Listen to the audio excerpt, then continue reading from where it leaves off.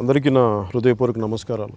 2014లో Janasena party ఒక ప్రత్యామ్నాయ రాజకీయం కోసం స్థాపించబడింది. కుల బలం వేల కోట్లు ఉంటే తప్ప రాజకీయం చేయలేని పరిస్థితుల్లో కేవలం ఒక ఆశయంతో, మహానుభావుల స్ఫూర్తితోటి, స్వాతంత్ర సమరయోధుల త్యాగనిరతిని స్ఫూర్తిగా తీసుకొని మేము జనసేన పార్టీ పెట్టడం జరిగింది.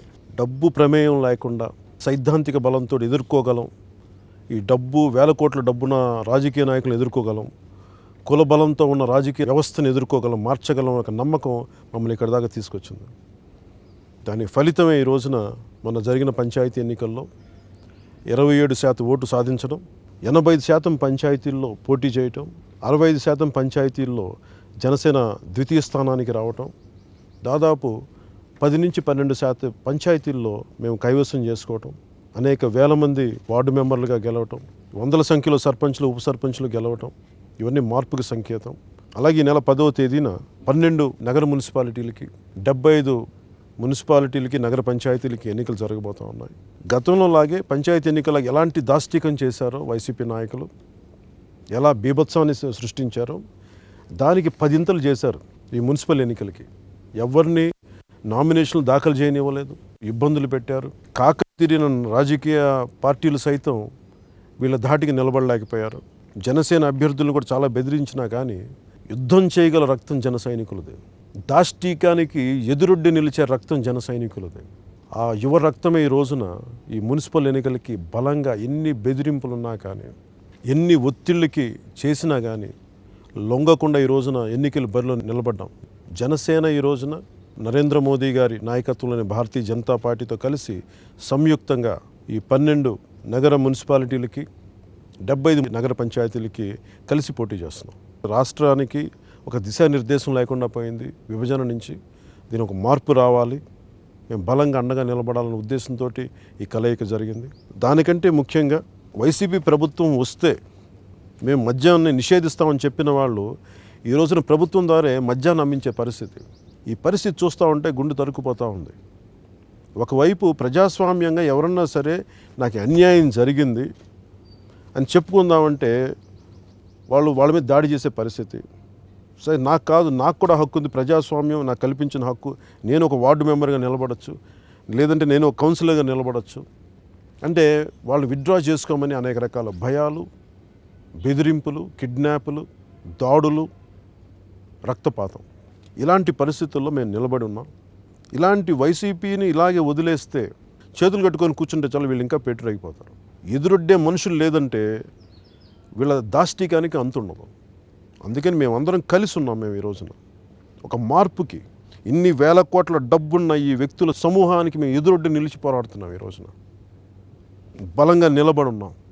ఎన్ని రకాల దాడులున్నా కానీ, దమ్మాలపాడు గ్రామంలో డబ్బులు పంచుతున్నారంటే మా జన సైనికుల మీద తలలు బద్దలు కొట్టేసి 12 కుట్లు పడి నుదుటి మీద, అయినా కానీ మా వాళ్ళు నిలబడున్నారు.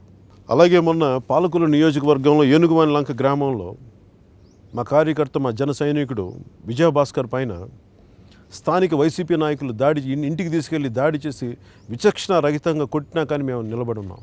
ఎందుకంటే మార్పు రావాలి, ఈ దాష్టికానికి మేము ఎదురెళ్ళాలి, మార్పు జరగాలని చాలా కంకణం కట్టుకున్న ఒక యువ సమూహం, ఒక కలల ఖనిజాలతో చేసిన యువత ఈ రోజున జనసేన వైపు చాలా బలంగా ఉంది. మార్పు రావాలి. ఈ మార్పు కోసం ఉన్న యువత, మహిళలు, ఆడపడుచులు, ఉదాహరణకి అమలాపురంలో ఒక 80 ఏళ్ల బామ్మగారు జనసేనకి అండగా నిలబడి. ఎందుకంటే ఆవిడ ఒకటే అడిగి, ఎందుకమ్మా మీరు ఉన్నారంటే మార్పు రావాలి, దాష్టికానికి ఎదురొడ్డే వ్యక్తుల సమూహం కావాలి. అందుకే నాకు ఈ వయసులో ఇంట్లో కృష్ణారామాన్ని కూర్చోవచ్చు, కానీ నేను ఎందుకు వస్తున్నానంటే ఈ మార్పుకు నా వంతు నేను కూడా కృషి చేస్తున్నాను అన్నది ఆవిడకి నా మనస్ఫూర్తిగా కృతజ్ఞతలు తెలియజేసుకుంటున్నాను. అలాంటి పెద్దలే ఈరోజు జనసేనకి విపరీతమైన మద్దతుగా ఉన్నారు. ఈ రోజున మనం ఈ ఎన్నికల్లో మీరు మాకు అండగా నిలబడకపోతే, ఉదాహరణకి మొన్న నరసరావుపేట నియోజకవర్గంలోని పమిడిపాడు గ్రామంలో ముస్లిం మైనారిటీ మహిళ శ్రీమతి గౌసియా బేగం గారు గెలిచారు. గెలిచిన వెంటనే అక్కడ స్థానికంగా ఉండే వైసీపీ నాయకులు అధికార యంత్రాంగంతో ఒత్తిడి పెట్టి 150 మంది వృద్ధులకి పెన్షన్లు ఆపేశారు. ఇది చూస్తే ఎక్కడైనా సరే వారికి ఎదురొడ్డి నిలిస్తే పెన్షన్లు ఆపేసే పరిస్థితి. నాకు ఒకటే అనిపించింది, మీకు మద్దతు తెలిపింది 40% ప్రజలు అనుకుందాం. 60% మంది ప్రజలు ఉన్నారు ఇంకా విడిగా రకరకాల పార్టీల ద్వారా. అలాగే మీరు ట్యాక్స్ తీసుకుంటుంది మనందరం 100 మంది ట్యాక్సులు కడితే మన పాల ప్యాకెట్లకు, మన ఇంట్లో కొనుక్కున్న వస్తువులకు, పెట్రోల్కు అన్నిటి కలిపి మనం రాష్ట్ర ప్రభుత్వానికి 100 మంది ట్యాక్సులు కడితే ఈ 100 మంది సంపాదన తీసుకొని వాళ్ళు అనుకున్న ఓట్ బ్యాంకే వాళ్ళు వేసే పరిస్థితి. ఇట్లా ఒక్క చోటకు ప్రతి చోట ఇదే జరుగుతూ ఉంది. ఇలాగే మన వీళ్ళకి భయపడిపోయి లేదంటే వీళ్ళెవరు మనల్ని ఆపడానికి, మన పెన్షన్లు ఆపడానికి వీళ్ళెవరు? మనందరి ఉమ్మడి శ్రమ, మనందరి ఉమ్మడి కృషి ఇది. పంచితే సమానంగా పంచాలి. అంతేగాని వాళ్ళ జేబుల్లో డబ్బులు ఇవ్వట్లా, వాళ్ళ మైనింగ్లో డబ్బులు ఇవ్వట్లా, వాళ్ళ కాంట్రాక్ట్లో డబ్బులు ఇవ్వట్లా. మనందరి కష్టం ఇది. వీళ్ళెవరు మన పెన్షన్లు ఆపడానికి? వీళ్ళెవరు మనకు ప్రభుత్వ పథకాలు ఆపడానికి? వచ్చే కేంద్ర ప్రభుత్వ పథకాలు వస్తున్నాయి మనకి. దీనిని ఒకసారి ప్రతి ఒక్కరూ బలంగా మీరు ఎదుర్కోకపోతే మటుకు ఎంతసేపు మన దేహి అనే పరిస్థితి వస్తుంది. యాచించే పరిస్థితి నుంచి మనం శాసించే పరిస్థితికి రాకపోతే ఈ దాష్టికానికి అంతుండదు. ఎంతసేపు ఇంక మనం బానిసల్లాగే పోరాటం చేయాల్సి వస్తుంది. మేము ఒకటే కోరుకునేది, ఎంత గెలుస్తాం, ఎంత అద్భుత ఫలితాలు సాధిస్తామో తెలియదు, కానీ పోరాడితే పోయేది బానిస సంఖ్యలు తప్ప ఇంకేమీ కాదు. లేదంటే మనం ఎంతసేపు అక్కడ స్థానికంగా ఉండే ఈ వైసీపీ నాయకుల దయాదాక్షిణ్యాల మీద పడాలి. మన సొంత డబ్బు అది, మన ట్యాక్సులు కట్టిన డబ్బు అది. వీళ్ళెవరు మన దేహి అంటానికి? చొక్కా బట్టి తీసుకోవాల్సిన పరిస్థితి మనది. అంత హక్కు ఉంది మనకి మన డబ్బు మీద. వీళ్ళెవరు మనకి ఇవ్వద్దు అంటానికి? అందుకని ప్రతి ఒక్కళ్ళు మీరు తిరగబడాలి, మీరు ఎదుర్కోండి, మీరు బలంగా ప్రజాస్వామ్యబద్ధంగా ఎదుర్కోండి. మీ ఓటు అనే ఆయుధం మీ చేతిలో ఉంది. ఓటు అనే ఆయుధంతో వీళ్ళు తీరం దాటిన వాళ్ళు మళ్ళీ ఈ రోజున మళ్ళీ ఓటు కోసం వస్తున్నారు. ఈ ఓటు వైసీపీకి దయచేసి వేయకండి. వేస్తే తిరిగి మనల్ని యాచించే పరిస్థితికి పట్టుకొస్తున్నారు. ప్రజాస్వామ్యంలో ఎవరికైనా నించునే హక్కు ఉంది. వైసీపీ నాయకులకి ప్రతి ఒక్కరికి, గ్రామం నుంచి పెద్ద స్థాయి నాయకు ప్రతి ఒక్కరికి మేము చెప్తున్నాం, బెదిరిస్తే మేము బెదిరిపోం. ప్రజాస్వామ్య హక్కు మా వాళ్ళు నిలబడతారు, ఎదుర్కొంటాం. మీ దాష్టికాలు ఆపకపోతే మిమ్మల్ని ఎలా బలంగా ఎదుర్కోవాలో మాకు తెలిసిన వాళ్ళం. మా జన సైనికుల్ని కానీ, మా ఆడపడుచుల్ని కానీ, మా సభ్యుల్ని కానీ మీరు బెదిరిస్తే మేము బెదిరిపోయే వ్యక్తులం కావు. ఇలా కుటిల రాజకీయాలు చేసి మట్టి ఖర్చుకుపోయిన వ్యక్తులు ఎంతోమంది చూసాం. హిట్లర్ను చూసిన ప్రపంచం ఇది. ఉన్మాదులను చూసింది ప్రపంచం. మట్టి ఖర్చుకుపోయారు మీరంతా. మీ బతుకులెంత? మీరు గ్రామాల్లో దాష్టికాన్ని ఆపకపోతే మటుకు ప్రజలు మిమ్మల్ని తన్ని తగిలేసే రోజులు వస్తాయి, గుర్తుపెట్టుకోండి. మీరు ఇంక బెదిరింపులు ఆపాలి మీరు మమ్మల్ని. అలాగే అధికార యంత్రాంగానికి కూడా నా విన్నపం, మీరు బలంగా ప్రజల పక్షాన నిలబడిపోతే మీరు కూడా తప్పు చేసిన వాళ్ళు అవుతారు. అంబేద్కర్ గారికి పూలాభిషేకాలు చేస్తే సరిపోతుంది. అధికార యంత్రాంగం ప్రజాస్వామ్య పక్షాన నిలబడాలి. అది మీ నైతిక బాధ్యత. మీరు మర్యాద కోల్పోయిన వాళ్ళు అవుతారు. మీరు ఈ మున్సిపాలిటీ ఎన్నికల్లో భారతీయ జనతా పార్టీతోటి కలిసి పోటీ చేస్తున్న జనసేన. ఎందుకంటే మన తెలుగు రాష్ట్రానికి, ఆంధ్రప్రదేశ్ రాష్ట్రానికి ఒక బలమైన సుస్థిరత ఇవ్వాలి. కుల రాజకీయాలతోటి, వేల కోట్ల డబ్బులతోటి ముడిపడిపున్న రాజకీయానికి ప్రత్యామ్నాయ రాజకీయం రావాలి. డబ్బు లేని రాజకీయాలు రావాలి. కులాలకి, మతాలకి ప్రమేయం లేకుండా అందరికీ సమన్యాయం జరగాలి. ఇలాంటి చాలా ఉన్నతమైన ఆశయాలతో వచ్చిన వాళ్ళం. చాలామంది నేను వచ్చిన కొత్తలో అనేవాళ్ళు, జరుగుద్దా నువ్వు చెప్పిన మాటని. మీకు ఈరోజు ఆ మార్పు మొన్నే చూశారు. పంచాయతీ ఎన్నికల్లో 27% ఓటు సంపాదించాం.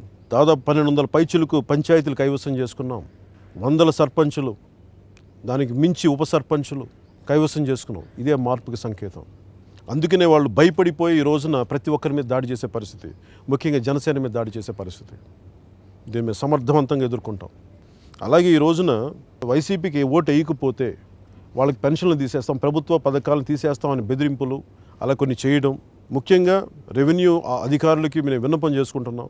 ఇలాంటి అన్యాయాలు జరుగుతూ ఉంటే మీరు చదువుకున్న వ్యక్తులు, ఐఏఎస్లు చదువుకున్న వ్యక్తులు, భారత రాజ్యాంగాన్ని కాపాడుతామని చెప్పి ప్రమాణం చేసిన వ్యక్తులు, మీరు కూడా ఈ స్థాయికి ప్రభుత్వాలకు లొంగిపోతే విప్లవాలు వస్తాయి తప్ప రోడ్ల మీద ఇంకేమి రావు. మీ పరిధిలో ఉన్నప్పుడు మీరు దయచేసి ప్రతి ఒక్కరికి న్యాయం చేసి కల్పించమని అభ్యర్థిస్తున్నాను మిమ్మల్ని. ఈ రోజున ప్రత్యామ్నాయ ఒక రాజకీయాన్ని మేము తీసుకొస్తాం. జనసేన, భారతీయ జనతా పార్టీ తాలూకు ఆలోచన విధానంతో ఒక ప్రభుత్వాన్ని ఖచ్చితంగా స్థాపిస్తాం. మళ్ళీ మీకు విన్నవించుకుంటా ఉన్నాం. మనందరి ఉమ్మడి శ్రమ ఇది. జనమందరం కలిసి మన కష్టపడితే కట్టే ట్యాక్సుల వల్ల ప్రభుత్వాలు నడుపుతుంది వైసీపీ ప్రభుత్వం. కానీ మన డబ్బులతోటి కేవలం వాళ్ళకి ఎవరైతే అనుకూలంగా ఓటేస్తారో వాళ్ళకే పంచడం, ఇది దుర్మార్గం, ఇది అనైతికం. దీన్ని ఎదుర్కోవాలి. ఈ రోజున రేషన్ షాపుల్లో జరుగుతున్న అవినీతి తెలుసు మీకు. సరిగ్గా సరఫరా లేదు. శుభ్రంగా ఇంట్లో ఉండే వాళ్ళని అవసరమైనప్పుడు రేషన్ షాప్కి వెళ్ళి తెచ్చుకునే ఆడపడుచులను కూడా ఈ రోజున రోడ్ల మీద పడేశారు. అలాంటి పరిస్థితులు ఉన్నాయి. ఇలా 1-2గా చెప్పుకుంటూ వెళ్తుంటే అనేకం ఉన్నాయి. అందుకని ఈ రోజున ఈ దాష్టీకానికి, వీరి అవినీతికి, వీరి గుండాయిజానికి ప్రత్యామ్నాయం జనసేన భారతీయ జనతా పార్టీ అలయన్స్. దానికి మీరు మద్దతు తెలపండి. మేము మీకు అండగా ఉంటామని తెలియజేసుకుంటూ సెలవు తీసుకున్నాను. జై హింద్.